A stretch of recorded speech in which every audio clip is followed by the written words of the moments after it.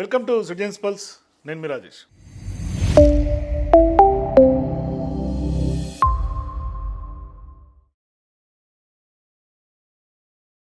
ఐదు రాష్ట్రాలకు కూడా దేశంలో ఇప్పుడు ఎన్నికలు జరగబోతూ ఉన్నాయి. అంటే దేశంలో 4 రాష్ట్రాలతో పాటుగా ఒక కేంద్రపాలిత ప్రాంతంలో కూడా ఎన్నికలు అయితే జరుగుతున్నాయి. దానికి సంబంధించి ఈ యొక్క ఎన్నికల కమిషన్ నుంచి కూడా షెడ్యూల్ కూడా తాజాగా ఆదివారం రోజు విడుదల చేసింది. అస్సాం, కేరళ, తమిళనాడు, వెస్ట్ బెంగాల్ రాష్ట్రాలతో పాటుగా కేంద్రపాలిత ప్రాంతమైనటువంటి పుదుచ్చేరిలో కూడా త్వరలోనే ఎన్నికలు జరగబోతూ ఉన్నాయి. ఈ నేపథ్యంలో ఇప్పుడు ఆయా రాష్ట్రాల్లో మొత్తం 824 అసెంబ్లీ స్థానాలకు గాను ఎన్నికల ప్రక్రియను ఎన్నికల సంఘం వెల్లడించింది. సో ఇప్పుడు ఎన్నికల ప్రకటనతో పాటు వెంటనే ఎన్నికల కోడ్ కూడా అమల్లోకి వచ్చినట్టుగా కూడా కొంత ఎన్నికల అధికారులు చెప్పారు. అయితే ఇప్పుడు ఈ 5 రాష్ట్రాల ఎన్నికల షెడ్యూల్ ఎలా ఉంది, ఈ ఎన్నికలకు కొంత ఎవరికి పరీక్ష కాబోతుంది అనేది ప్రధానమైనటువంటి చర్చ జరుగుతుంది దేశ రాజకీయాలు. ఎందుకంటే మోడీకి పరీక్ష, లేదంటే రాహుల్ గాంధీకి పరీక్ష, ప్రతిపక్ష నేతగా ఉన్నటువంటి. సో ఈ అంశాల గురించి ఒకసారి మనం పరిశీలిస్తే ఈ 5 రాష్ట్రాలకు సంబంధించి ఎన్నికలు అయితే జరుగుతున్నాయి కాబట్టి ఏ విధంగా చూడాలి ఈ ఎన్నికల్ని అంటే, ఈ ఎన్నికలు ఒక రకంగా భారతీయ జనతా పార్టీకి ఒక పెద్ద పరీక్ష కాబోతోంది. ఎందుకంటే ఇందులో ఈ 4 రాష్ట్రాలకు కేంద్రపాలిత ప్రాంతం తీసేస్తే ఈ 4 కూడా 3 ఇండియా కూటమి భాగస్వామ్య పక్షాలు అధికారంలో ఉన్నాయి. అంటే బీజేపీకి కొంత అధికారంలో ఉన్న స్టేట్ ఒక అస్సాం మాత్రమే. అని అస్సాంలో బీజేపీ విజయం సాధించగలిగితే తన అధికారాన్ని రిటైన్ చేసుకున్నట్లుగా చెప్పుకోవచ్చు. ఎందుకంటే 2024లో బీజేపీకి భారీగా సీట్లు తగ్గాయి. మరోవైపు 303 నుంచి 240కి పడిపోయినటువంటి పరిస్థితి. అంటే 63 సీట్లు మొన్న జరిగినటువంటి పార్లమెంట్ ఎన్నికలు తగ్గిపోయింది. మరి మోదీ చరిష్మా పడిపోతోంది, బీజేపీ ఓటమి మొదలైందనే చర్చ జరుగుతున్నటువంటి ఈ సమయంలో ఇప్పుడు 2024 తర్వాత జరిగినటువంటి అసెంబ్లీ ఎన్నికలు కూడా ఒకటి బీహార్లో కొంత గెలిచింది. అట్లాగే అసెంబ్లీ ఎన్నికల్లో వరుసగా హర్యానాలో అధికారం నిలబెట్టుకున్నారు, బీహార్లో అధికారం నిలబెట్టుకున్నారు, అదనంగా ఢిల్లీ కూడా గెలిచినటువంటి పరిస్థితి ఉంది. అంటే బీజేపీ ఒక రకంగా క్లీన్ స్వీప్ చేస్తూ 3 ఎన్నికలు జరిగితే అక్కడ 3.0 రేషియోలో క్లీన్ స్వీప్ చేసినట్టు కనిపిస్తుంది. అందులో ఒక స్టేట్ ఇండియా కూటమి నుంచి కూడా లాగేసుకుంది. సో ఇప్పుడు 4 రాష్ట్రాల్లో కూడా ఎన్నికలు జరుగుతున్నటువంటి నేపథ్యంలో ఇందులో ఒకటి మాత్రం బీజేపీ స్టేట్ అస్సాంకి సంబంధించి, మిగతా 3 ఇండియా కూటమిలో ఉన్నటువంటి పార్టీలకు సంబంధించినటువంటి రాష్ట్రాలు. ఇందులో ఇప్పుడు ఆ ఒక్కటి కూడా సాధించుకున్నటువంటి బీజేపీకి ఈక్వలైజ్ అయిపోతుంది. అంటే ఈ ఒక్కటి కన్నా ఏదైనా ఒక్క సీటు కొంత ఎక్స్ట్రా, ఒక్క స్టేట్ ఎక్కువ గెలుచుకున్నా అది కూడా మేజర్ అప్పర్ హ్యాండ్ అవుతుంది. అందువల్ల ఇది ఖచ్చితంగా భారతీయ జనతా పార్టీకి, నరేంద్ర మోదీకి కొంత సీరియస్గా అగ్ని పరీక్ష కాదు అని చెప్పుకోవాలి. 4 రాష్ట్రాల ఎన్నికలు ఒక రకంగా ఇండియా కూటమి, మరోవైపు ఖచ్చితంగా కూటమికి నాయకత్వం వహిస్తున్నటువంటి రాహుల్ గాంధీకి ఇది ఒక అగ్ని పరీక్షగానే చెప్పాల్సినటువంటి అవసరం ఉంది. మరోవైపు ఆయన నిజంగా నాయకుడు అవునా కాదా అనే ధర్మ యుద్ధం కూడా ఖచ్చితంగా ఈ ఎన్నికలుగా మనం భావించాలంటే, ఒక రకంగా చెప్పాలంటే ఆ యొక్క నాయకత్వ లక్షణాలకు నాయకుడికి ఒక పరీక్షలాగా కనిపిస్తోంది. ఇందులో అస్సాం, కేరళలో కాంగ్రెస్ పార్టీ నేరుగా బీజేపీతో పోరాడుతున్నాయి. ఇక తమిళనాడు కాంగ్రెస్ పార్టీ అట్లాగే జూనియర్ పార్ట్నర్గా కొంత పోటీ పడుతోంది. ఇక బెంగాల్లో కాంగ్రెస్ పార్టీ లేదు. అందువల్ల ఈ 2 రాష్ట్రాల్లో అంటే కేరళ, అస్సాం ఈ 2 పార్టీలు కనుక, అంటే ఈ 2 రాష్ట్రాలు కనుక ఖచ్చితంగా కాంగ్రెస్ గెలవకపోతే రాహుల్ గాంధీ నాయకత్వం పైన కొంత నీడలు కమ్ముకునే అవకాశం ఉంటుంది. అంటే ఇండియా కూటమికి కాంగ్రెస్ లీడర్షిప్ పైన కొంత ఫండమెంటల్గానే క్వశ్చన్ రైజ్ అయ్యే అవకాశాలు ఉంటాయి. అంటే రాహుల్ గాంధీ యొక్క లీడర్షిప్ ప్రూవ్ చేసుకునే ఒక గొప్ప అవకాశం, ఒక అగ్ని పరీక్ష లాంటిది. ఇందులో ఒక ఆసక్తికరం ఏంటంటే ఇందులో 2 స్టేట్స్, ఇప్పుడు 4 స్టేట్లలో బెంగాల్ అండ్ కేరళ కొంత ఈ ఫైట్ బిట్వీన్ ఇండియా కూటమి పక్షాల మధ్య కూడా ఫైట్ ఉంది. కేరళలో అయితే పూర్తిగా ఇండియా కూటమి మధ్యనే ఫైట్. అది కొంత లెఫ్ట్ డెమోక్రటిక్ ఫ్రంట్కు, యునైటెడ్ డెమోక్రటిక్ ఫ్రంట్ బెంగాల్లో ప్రధాన పోటీ ఇండియా కూటమి పక్షాల మధ్య లేకపోయినా తృణమూల్ కాంగ్రెస్ వర్సెస్ బీజేపీ లాగానే అక్కడ కనిపిస్తుంది. సో ఇప్పుడు కాంగ్రెస్ లెఫ్ట్ కూడా ప్రత్యర్థులుగా ఉన్నారు. సో అందువల్ల ఒక రకంగా ఇండియా కూటమి వర్సెస్ ఇండియా కూటమి మెయిన్గా జరుగుతున్నటువంటి ఎన్నికలు కూడా ఇక్కడ కనబడుతూ ఉన్నాయి. సో ఇప్పుడు మనకు ఢిల్లీ కూడా కాంగ్రెస్ వర్సెస్ ఆమ్ ఆద్మీ పార్టీ జరిగింది. మరి బీజేపీ అట్లాగే వాజ్ బెనిఫిషరీస్ ఇక్కడ జరిగింది. అంటే ఈ ఢిల్లీ ఎన్నికల్లో అక్కడ బీజేపీ లబ్ధి పొందింది. మరి బెంగాల్లో కానీ కేరళలో కానీ ఇండియా కూటమి వర్సెస్ ఇండియా కూటమి కూడా పోటీ ఉండబోతోంది. సో అందువల్ల ఈ ఎన్నికలు కొంత బీజేపీకి ఇంకొక ముఖ్యమైనటువంటి డైమెన్షన్ ఏంటంటే 2014, 19, 24 ఎన్నికలను కూడా పరిశీలిస్తే నార్త్ అండ్ వెస్ట్రన్ ఇండియాలో కూడా బీజేపీ కొంత స్ట్రాంగ్ ముద్ర వేసుకుంది. అంటే 2014 క్లియర్గా ఈ పిక్చర్ ఇచ్చింది. 2019కి వచ్చే వరకు ఈస్టర్న్ ఇండియాకి కొంత అది యాడ్ అన్ అడ్వాంటేజ్గా మారింది. బీజేపీ 2024 వచ్చే వరకు కొంత ఈస్టర్న్ ఇండియా కన్సాలిడేట్ చేసుకుని సౌత్ ఇండియాలో కూడా కొంత ఎక్స్టెండ్ అయ్యింది బీజేపీ. మొత్తం దేశవ్యాప్తంగా బీజేపీ వాళ్ళ కాషాయ జెండా ఎగరేసుకునే క్రమంలో ముందుకెళ్తోంది. ఇప్పటికీ కూడా సౌత్ కొంత బీజేపీకి అంత అనుకూలమైనటువంటి ప్రాంతంగా లేదు.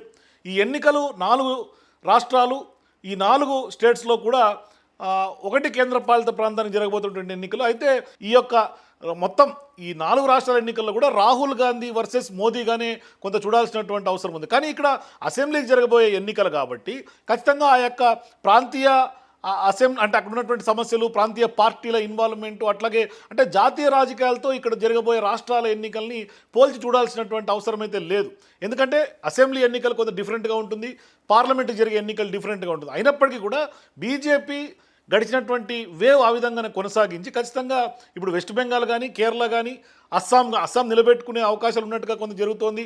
అట్లాగే తమిళనాడు, కేరళ ఈ 2 రాష్ట్రాల మీద కూడా కొంత సీరియస్ దృష్టి అయితే బీజేపీ పెట్టింది. మరి ఇప్పుడు రాహుల్ గాంధీ వర్సెస్ మోదీగా దీన్ని చూడాల్సినటువంటి అవసరం ఉందా లేదు చూడాలి.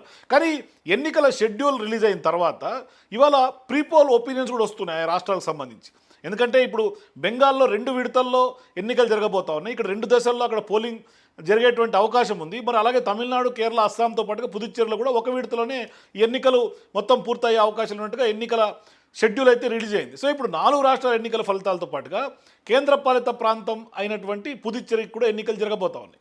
సో ఈ యొక్క ఎంటైర్ సినారియోలో ఇప్పుడు అనేక ప్రీపోల్ ఒపీనియన్ సర్వేలు తెర మీదకి వస్తూ ఉన్నాయి. ఇంకా ఆత్మసాక్షి గ్రూపు, అట్లాగే చాణుక్య స్ట్రాటజీస్ ఇవన్నీ భవిష్యత్తులో కొంత ప్రీపోల్స్ రిలీజ్ చేసే అవకాశాలు ఉన్నాయి.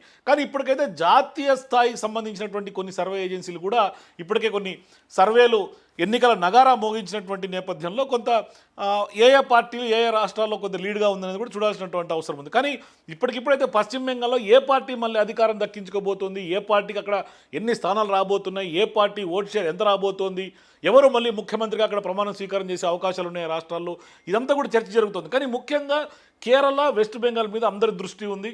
ఒకసారి ఆ ఒపీనియన్ పోల్స్ను ఒకసారి మనం చూసే ప్రయత్నం చేస్తే ఇప్పుడు ప్రధానంగా మనకు అందుతున్నటువంటి మ్యాట్రిక్స్కి సంబంధించినటువంటి సర్వే సంస్థ ఇచ్చినటువంటి ఒకసారి ఆ 4 రాష్ట్రాలకు సంబంధించినటువంటి ఒపీనియన్ పోల్ చూస్తే ప్రధానంగా వెస్ట్ బెంగాల్ సంబంధించి ఈ యొక్క వెస్ట్ బెంగాల్ సంబంధించినటువంటి ఒపీనియన్ పోల్లో టీఎంసీ పార్టీ, మరి ముఖ్యంగా మమతా బెనర్జీకి సంబంధించినటువంటి పార్టీ 155 నుంచి 170 స్థానాలు కైవసం చేసుకోబోతున్నట్టుగా కూడా కొంత వాళ్ళు ఇచ్చినటువంటి సర్వే రిజల్ట్స్. అట్లాగే బీజేపీ విషయం తీసుకుంటే ఇక్కడ 100 సీట్ల నుంచి 115 సీట్లు వచ్చే అవకాశం ఉందంటున్నారు. అట్లాగే ఎంఐఎం కానీ ఇతరులు కానీ ఇది ఒక 5 నుంచి 7 స్థానాలుగా మనకు స్పష్టంగా తెలుస్తుంది. ఇక కాంగ్రెస్ పార్టీ వెస్ట్ బెంగాల్లో పెద్దగా ఆధిక్యం లేదు, అక్కడ పోటీ ఇచ్చే పరిస్థితి లేదు, 0గా చెప్తూ ఉన్నారు. మరి ఇప్పుడు అక్కడ కాంగ్రెస్ పార్టీ పోటీ పడినప్పటికి కూడా పబ్లిక్ ఒపీనియన్ పోల్ అయితే కూడా కొంత మమతా బెనర్జీకి ఫేవర్గానే కనిపిస్తుంది. అక్కడ బీజేపీ కూడా ప్రధానంగా వెస్ట్ బెంగాల్లోనే కొంత పోటీ చేస్తోంది. అంటే ప్రధానమైనటువంటి పోటీ ఇక్కడ మమతా బెనర్జీ వర్సెస్ బీజేపీ కానీ అక్కడ కొంత స్ట్రైట్ ఫైట్ కనిపిస్తుంది. దీంతో ఇప్పుడు అక్కడ కాంగ్రెస్ పార్టీ పెద్దగా ఆశించిన మేర ఫలితాలు అయితే చూపించట్ల. ఇక నెక్స్ట్ రాష్ట్రం అస్సాంలో ఇప్పటికే బీజేపీ అధికారంలో ఉంది. మళ్ళీ అధికారం నిలబెట్టుకుంటుందా లేదా అనే చర్చ జరుగుతున్నటువంటి తరుణంలో భారీగానే నిలబెట్టుకునే అవకాశం ఉందన్నట్టుగానే కనిపిస్తోంది. అస్సాంలో హేమంత్ బిశ్వ శర్మ సీఎంగా ఉన్నారు. బీజేపీకి ఈ యొక్క సర్వే సంస్థ ఇచ్చినటువంటి సీట్లు కనుక చూస్తే 96 నుంచి 98 స్థానాలు మనకి అస్సాంలో కొంత బీజేపీ గెలుచుకునే అవకాశం ఉన్నట్టుగా చెప్తున్నారు. కాంగ్రెస్ పార్టీ మరీ మినిమల్గా కొంత 26 నుంచి 28 స్థానాలు మాత్రమే అస్సాంలో గెలుచుకునే అవకాశాలు ఉన్నట్టు తెలుస్తోంది. అట్లాగే యూఐడిఎఫ్ 1 నుంచి 5 స్థానాలు, ఇతరులు 1 నుంచి 3 స్థానాలు. అంటే అస్సాంలో మళ్ళీ బీజేపీ జెండా ఎగురవేసే అవకాశాలు ఉన్నట్టుగా పబ్లిక్ పల్స్ ద్వారా మనకు కనిపిస్తోంది. సో ఇప్పుడు మ్యాట్రైజ్ సంస్థ ఇచ్చినటువంటి సర్వే ప్రకారం బీజేపీ మరొకసారి అధికారాన్ని అక్కడ నిలబెట్టుకునే అవకాశాలు ఉన్నాయి. వెస్ట్ బెంగాల్లో కూడా కొంత మమతా బెనర్జీ మళ్ళీ నిలబెట్టుకునే అవకాశం ఉంది. కానీ వెస్ట్ బెంగాల్లో బీజేపీకి కొంత టైట్ ఫైట్ అని అనలేం, కానీ కొంత 30-40 స్థానాలు తేడా అయితే కనిపిస్తోంది. కానీ కొంత బీజేపీ అయితే టైట్ ఫైటే ఇస్తోంది, సీరియస్ ఫోకస్ చేస్తోంది వెస్ట్ బెంగాల్ మీద. ఇక అట్లాగే తమిళనాడు విషయం తీసుకుంటే తమిళనాడులో ఏఐడిఎంకే, ఎన్డీఏ కలిసి పోటీ చేస్తున్నటువంటి వ్యవహారంలో అక్కడ ఈ యొక్క సర్వే సంస్థ ఇచ్చినటువంటి రిజల్ట్స్ ప్రకారం 114 నుంచి 127 స్థానాలు గెలుపొందే అవకాశం ఉంది. అట్లాగే డిఎంకే విషయం తీసుకుంటే 104 నుంచి 114 కనిపిస్తుంది. ఇక టీవీకే పార్టీ పెద్ద ఎత్తున అందరి దృష్టి టీవీకే మీద ఉంది. మరి విజయ్ ఏం చేయబోతున్నారు అనేది. కానీ అనూహ్యంగా విజయ్కి ఒపీనియన్ పోల్లో భాగంగా 6 నుంచి 12 స్థానాలు మాత్రమే అక్కడ విజయ్ ఉంది. విజయ్ కొంత కింగ్ మేకర్ అంటూ కూడా వస్తున్నాయి, చర్చలు జరుగుతుంది. మరోవైపు ఎన్డీఏలో కలుస్తారా, ఒంటరిగానే వెళ్తారా అనే చర్చ కూడా ఊపందుకుంది. ఇటువంటి సందర్భాల్లో ఏఐడిఎంకే, ఎన్డీఏ ఈ కూటమికి 114 నుంచి 127 ఉంది. కానీ స్టాలిన్ ఇప్పుడు అక్కడ డిఎంకే పార్టీ అధినేతగా ఉన్నటువంటి స్టాలిన్ ఇప్పుడు అక్కడ సీఎంగా ఉన్నారు. మరి స్టాలిన్ కూడా 104 నుంచి 114 సీట్లు కొంత ఈ యొక్క సర్వే ప్రకారం కనిపిస్తుంది. కానీ ఒకటి టీవీకే ద్వారా చాలా వరకు ఓట్లు చీలే అవకాశాలు ఉన్నాయి. యాంటీ ఇన్కంబసీ ఓట్ అంతా కూడా టీవీకే చీలిస్తే అది ఖచ్చితంగా మళ్ళీ ఎన్డీఏకి ఏఐడిఎంకేకి కొంత లబ్ధి పొందే అవకాశాలు ఉన్నట్టుగా మనకి ఈ సర్వే ఈ యొక్క ఒపీనియన్ పోల్ చూస్తే అర్థమవుతుంది. పెద్ద ఎత్తున ఇప్పుడు కింగ్ మేకర్గా టీవీకే మారబోతుంది. తాను గెలవకపోగా అది ఇతరులకు అంటే ఎన్డీఏ కూటమికి లబ్ధి జరిగే అవకాశాలు కనిపిస్తుంది ఈ యొక్క ఒపీనియన్ పోల్ ద్వారా. మరి భవిష్యత్తులో ప్రీ పోల్ సర్వేస్లో ఎటువంటి ఫలితాలు వస్తాయనేది కూడా కొంచెం చూడాల్సినటువంటి అవసరం ఉంది. కానీ ఇప్పుడు కేరళ విషయం తీసుకుంటే కేరళలో ఎల్డీఎఫ్ పార్టీ 61 నుంచి 71 స్థానాలు కొంత లీడ్లో కనిపిస్తుంది. అట్లాగే యూడీఎఫ్ 58 నుంచి 69 స్థానాలకు కనిపిస్తుంది. బీజేపీ కేవలం 2 స్థానాలు మాత్రం. అంటే బీజేపీ కనీసం పోటీలో కూడా కేరళలో ఉండే అవకాశం కనిపించట్లా.